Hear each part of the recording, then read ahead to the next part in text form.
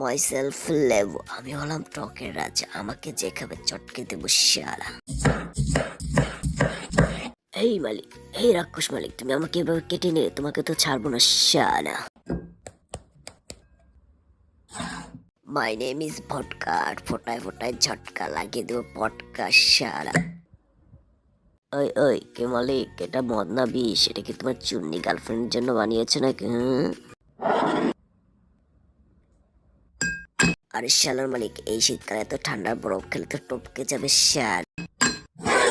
এই my self spite খাও আর পেটকে ঠান্ডা করো।